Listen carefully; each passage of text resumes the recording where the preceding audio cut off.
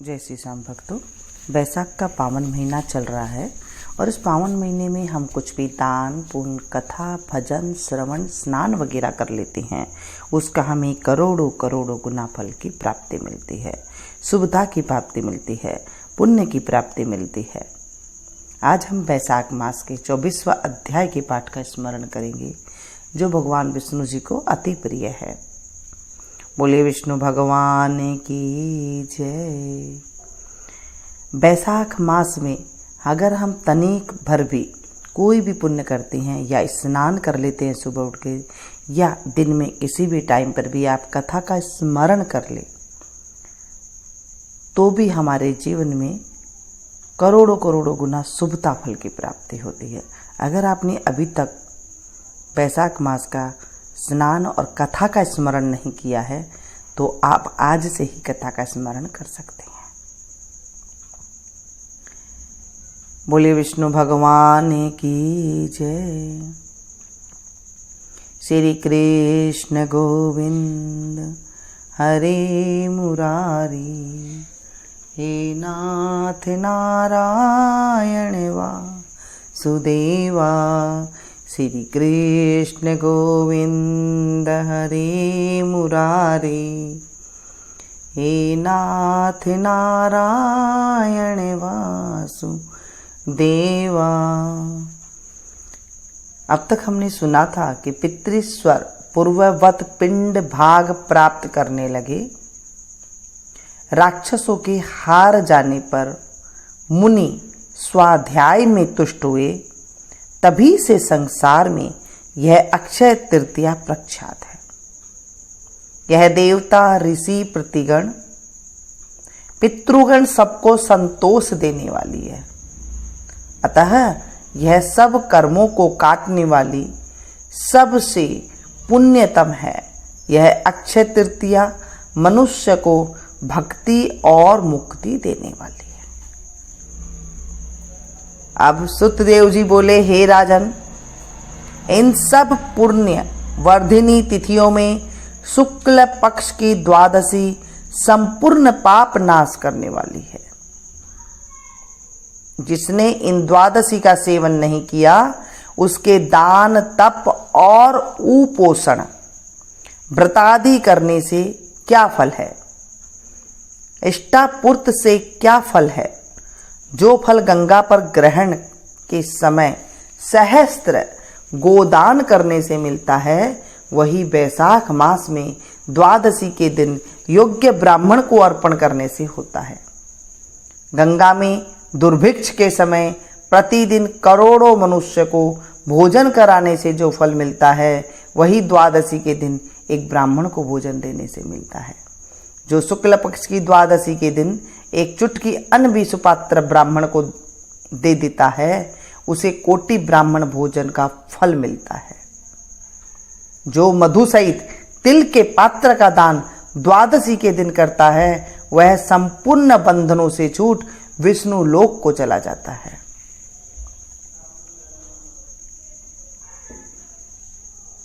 शहद के साथ सफेद तिल हो या फिर काला तिल हो, जो भी आपके पास है, वह दान देने से द्वादशी के दिन संपूर्ण पापों से छूटकर, बंधनों से छूटकर विष्णु लोक को चले जाता है। शुक्ल पक्ष की एकादशी के दिन जो रात्रि में जागरण करता है, वह जीते जी ही मुक्ति पाता है और उससे सब देवता प्रसन्न हो जाते हैं। करोड़ों सूर्य ग्रहण और चंद्र ग्रहण में जो तिथि में स्नानादि करने से फल मिलता है, वह एकादशी के दिन प्रातःकाल स्नान करने से मिलता है। जो मनुष्य द्वादशी के दिन तुलसी के कोमल पत्रों से विष्णु भगवान का पूजन करता है, वह अपने 7 कुलों का उद्धार करके विष्णु लोक को जाता है। जो कोई बैसाख में द्वादशी के दिन बच्चे सहित गोदान करे, वह अपने कोटि कुलों का उद्धार कर विष्णु लोक का अधिकारी होता है। जो कोई शुक्ल पक्ष की द्वादशी के दिन यम, पितृगण, गुरु, देवता और विष्णु भगवान के निमित्त दक्षिणा सहित जल का घड़ा दान करे, दही और अन्न भी दान करे, उसका फल सुनो। उसको जो पुण्य प्रयागराज में प्रतिदिन करोड़ों मनुष्य को 1 वर्ष तक षट रस युक्त सुंदर भोजन कराने से होता है, वही फल मधुसूदन भगवान की आज्ञा से उसको मिलता है। जो कोई द्वादशी के दिन शालिग्राम दान करता है वह संपूर्ण पापों से छूट जाता है। जो ग्रहण के समय गंगा में सप्त दीपवती पृथ्वी का करोड़ों बार दान करे उसके समान ही फल मिलता है। द्वादशी के दिन जो मधुसूदन भगवान को दूध से स्नान कराएं उसे राजसूय और अश्वमेघ यज्ञों के समान फल मिलता है। वही फल गंगा में मिलता है, इसमें संदेह नहीं है।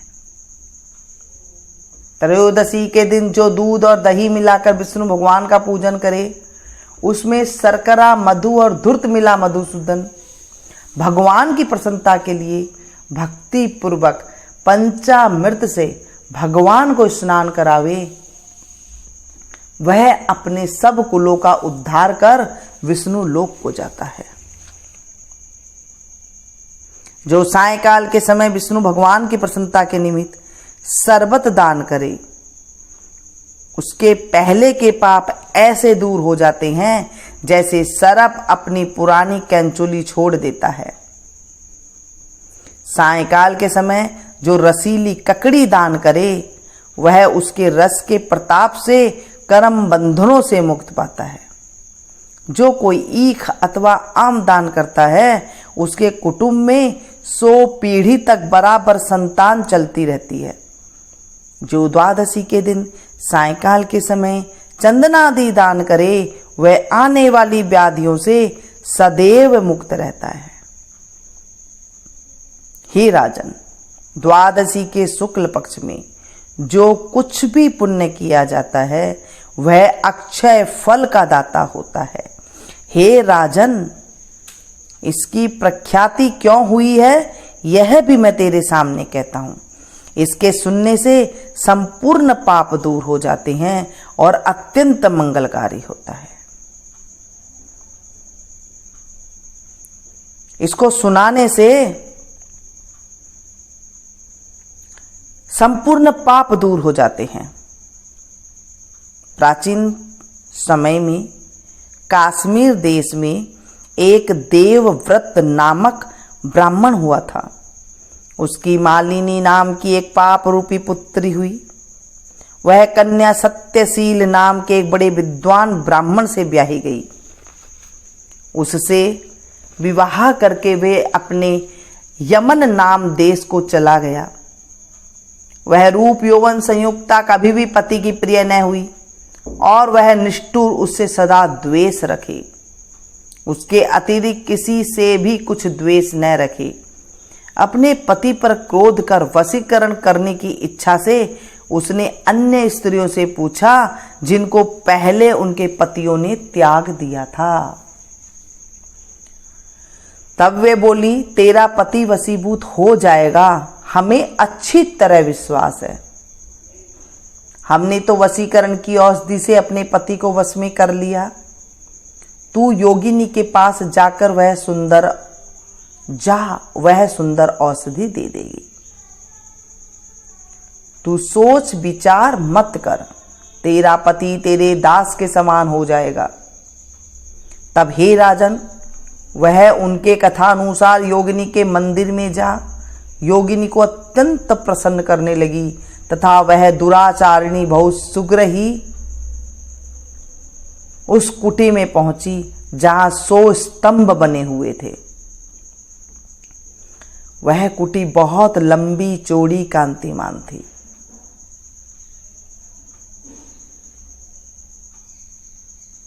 उसके चारों ओर झालरदार कपड़ा लगा था जिसमें गोटा किनारी लगा हुआ था। बड़ी बड़ी दीवारों में चारों ओर सफेदी हो रही थी। दीपक जगमगा रहे थे। ऐसे शोभायमान स्थान में विराजित सेवा करने को आने वाले को देख रही थी।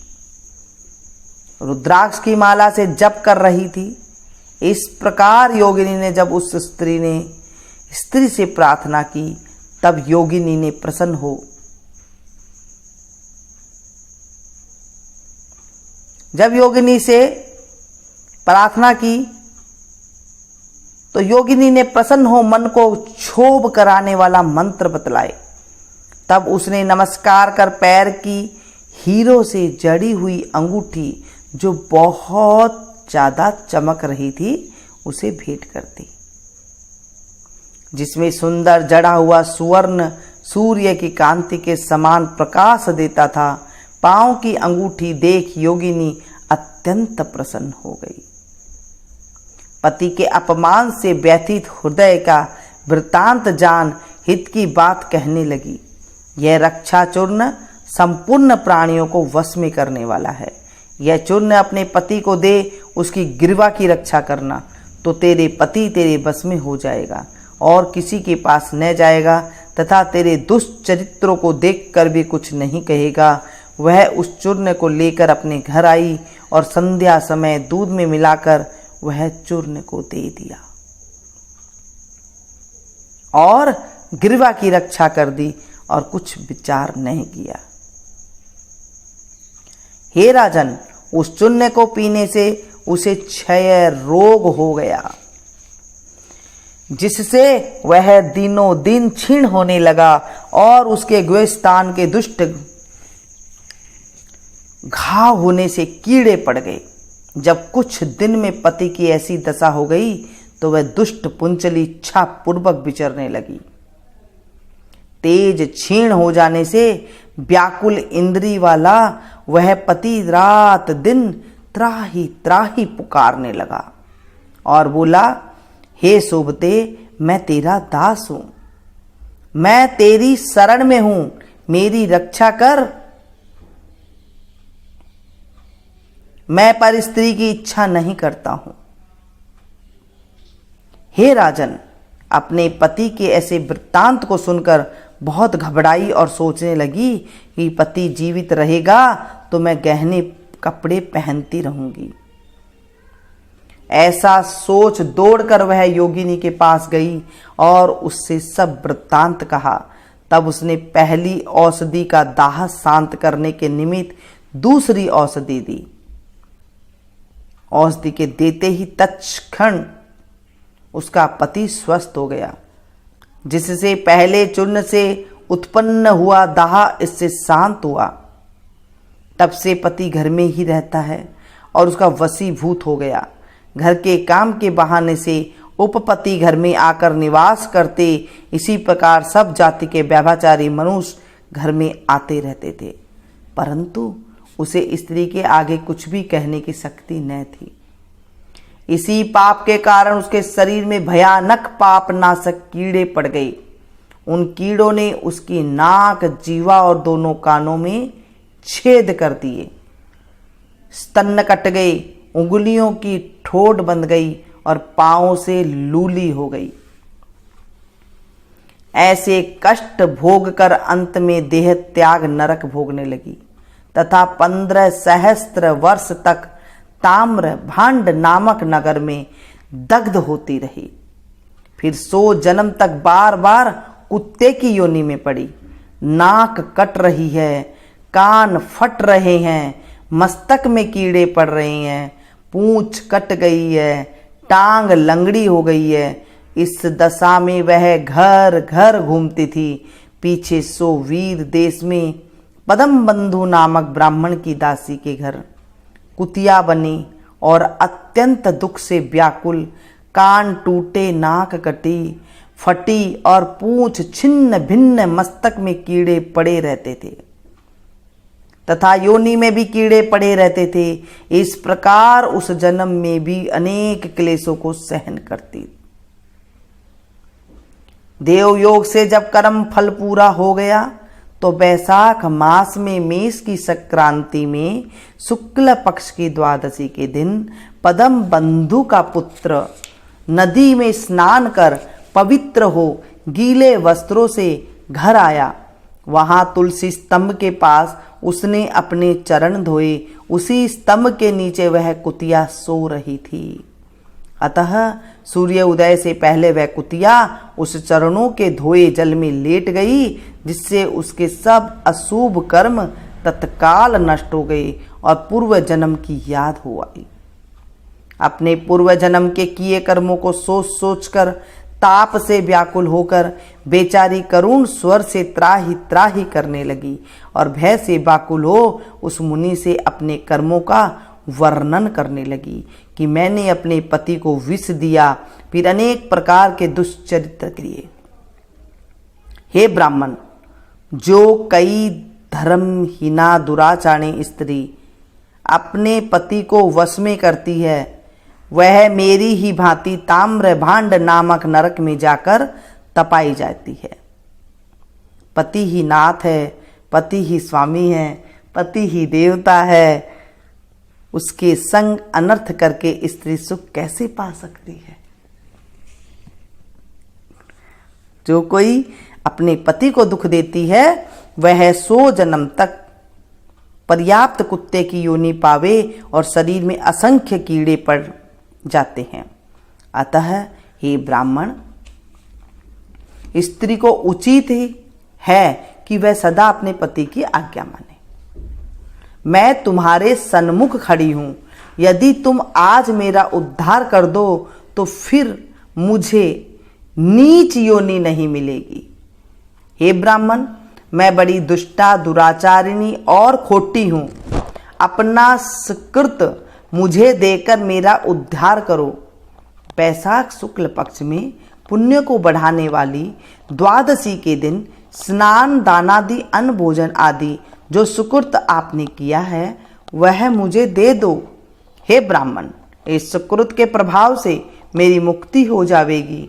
हे ब्राह्मण, द्वादशी के दिन जो मनुष्य घर में स्नान कर ले तो उसे संपूर्ण तीर्थों का फल मिल जाता है, इसमें तनिक मात्र भी संदेह नहीं है। द्वादशी के दिन जो तप, दान, यज्ञ, होम, वेदादि पूजन किया जाए उसका अक्षय फल मिलता है। ऐसा फल तुम मुझे दे दो। जो लोग द्वादशी के दिन उपवास करते हैं और त्रयोदशी के दिन पारण करते हैं, उसी फल से अवश्य ही उन्हें मोक्ष मिलता है। हे महाभाग, हे दीन वत्सल, मैं दीन हूं, मेरे ऊपर दया करो। जनार्दन भगवान दीनानाथ है, जगतपति है और तुम्हारे भी नाथ है। ऐसे भगवान के जन भी वैसे ही होते हैं, क्योंकि जैसा राजा वैसे ही प्रजा होती है। हे यमलोक के मार्ग को नाश करने वाले, मैं अत्यंत दुखी हूं, मेरी रक्षा करो। हे दीन वत्सल, मैं तुम्हारे द्वार पर रहने वाली दीन कुतिया हूं। यह तिथि सहस्त्र ब्रह्म हत्या, गो हत्या और करोड़ों आगम्यागमन से उत्पन्न हुए दोषों को नष्ट कर देती है। हे महामुने, इस तिथि में आपने जो महापुण्य किया है वह मुझे देकर मेरा उद्धार करो। मैं बड़ी दीन हूं, व्याकुल हूं, मेरी रक्षा करो। और अंत में हे द्विजवर, मैं तुमको नमस्कार करती हूं। ऐसे वचन सुन वह मुनि पुत्र कुतिया से बोले, हे कुतिया, अपने किए हुए कर्मों के सुख दुख रूपी फलों को प्राणी भोगता है।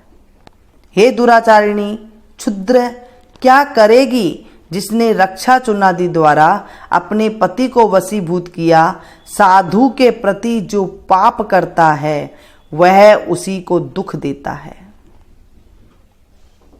और जो पुण्य करता है वे उसी के दुख को हरण करता है। पापी के लिए मनुष्य जो कुछ करता है वह पाप और पुण्य दोनों को नष्ट करता है। जैसे मिश्री मिला दूध सरब को पिलाने से केवल विष ही बढ़ता है, ऐसे ही पाप कर्म है। जब मुनि पुत्र ने ऐसा कहा तब कुतिया अत्यंत दुख पा ऊंचा मुंह करके चित्कार करने लगी और उसके पिता से कहने लगी, हे पद्म बंधो, तुम्हारे द्वार पर पड़ी हुई मैं कुतिया हूँ, अतः मेरी रक्षा करो। मैं तुम्हारी उचिष्ट रोटी नित्य खाती हूँ, मेरी रक्षा करो।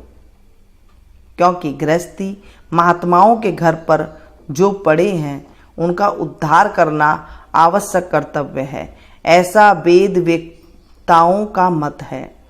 चांडाल कुत्ता ये सदा गृहस्थी के दया पात्र हैं और बलि भोजी हैं।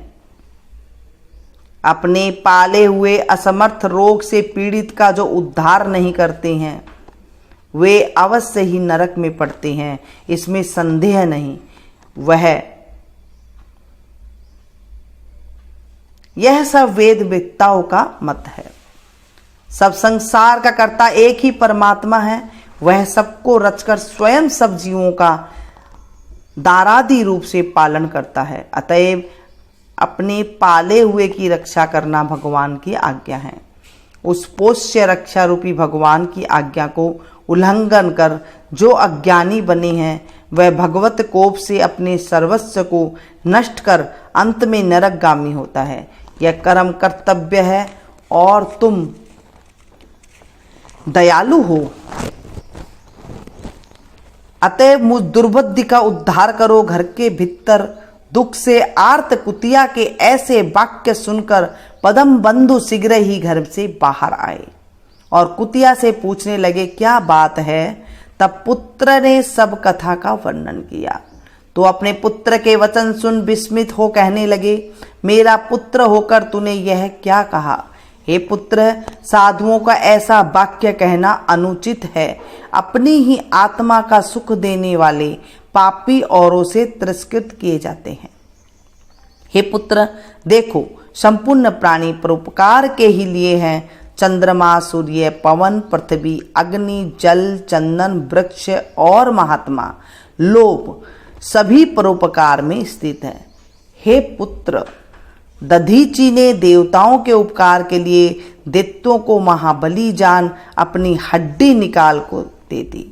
राजा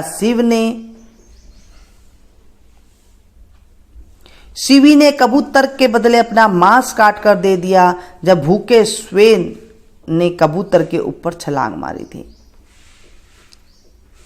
जीमुत वाहन नाम का एक राजा पृथ्वी मंडप पर हुआ था। उसने ही महात्मा गरुड़ के लिए अपना जीवन दिया। अतः विद्वान ब्राह्मण को तो सदा ही दया करनी चाहिए।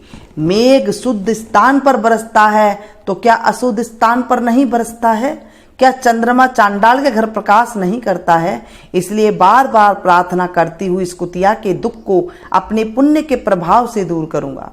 जैसे कीचड़ में फंसी गौ को निकालते हैं, इसी प्रकार पुत्र को समझाकर स्वयं पद्म शर्मा ने प्रतिज्ञा की, हे कुतिया, मैं तेरे निमित्त द्वादशी के दिन का पुण्य देता हूँ। तू अपने सब पापों से छूट विष्णु लोक को जा। इतना कहते ही हे राजन, वह कुतिया अपने जीर्ण शरीर को त्याग दिव्य वस्त्र आभूषण पहन सो सूर्य के सदृश प्रभाव वाली सावित्री के समान हो ब्राह्मण से आज्ञा मांग दसों दिशाओं में प्रकाश करती चली गई।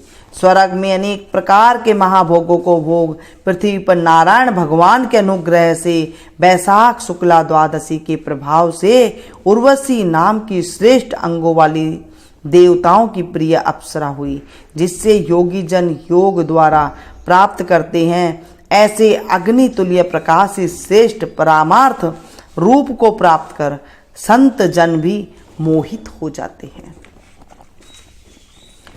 उसी रूप को कुतिया ने प्राप्त किया। तत्पश्चात पद्म बंधु ने मधुसूदन भगवान की प्यारी पुण्य बढ़ाने वाली स्थिति को संसार में प्रख्यात किया। करोड़ों सूर्य ग्रहण और चंद्र ग्रहण से भी अधिक पुण्य रूपी और सब यज्ञों से अधिक ऐसी यह तिथि ब्राह्मण ने तीनों लोकों में सिद्ध कर दी। बोले विष्णु भगवान की जय।